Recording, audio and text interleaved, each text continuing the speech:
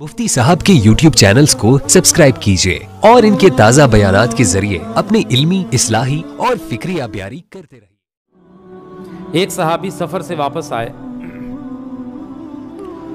दरबार रिसालत में हाजिर हुए, कहने लगे या रसूल अल्लाह सल्लल्लाहु अलैहि वसल्लम, मैं सफ़र से आ रहा हूँ। मैंने देखा कि लोग जब बादशाहों के दरबार में दाखिल होते हैं, उनके पास किसी काम से आते हैं, तो पहले आकर वो अपने बादशाह को सजदा करते हैं, फिर अपने बादशाह के सामने अपनी कोई बात रखते हैं। मेरा दिल चाहता है कि मैं भी आपको सजदा करूं, क्योंकि आप तो बादशाहों से बहुत आला हैं, आपका मकाम तो बहुत बुलंद है। अब सहाबी की मोहब्बत का ये तकाजा हो रहा है कि जब दरबार रिसालत में हाज़िरी हो, नबी पाक सल्लल्लाहु अलैहि वसल्लम को पहले सजदा किया जाए।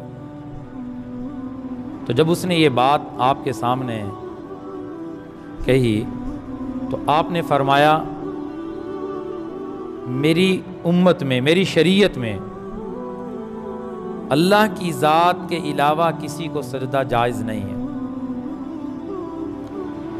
और इसके साथ फरमाया कि अगर मैं किसी को सजदे का हुक्म देता तो बीवी को कहता अपने खामद को सजदा करे, लेकिन मेरी शरीयत में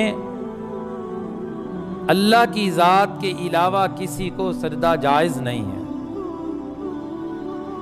आपने उस सहाबी को मना फरमाया। सहाबी की मोहब्बत का तकाजा ये था कि सजदा करूं, लेकिन आपने मोहब्बत की हद बयान फरमाई। इस हदीस से ये बात समझ में आती है कि मोहब्बत का अंदाज भी वो होना चाहिए जो रसूलुल्लाह सल्लल्लाहु अलैहि वसल्लम ने बताया, जो आप सल्लल्लाहु अलैहि वसल्लम की तालीमात हैं।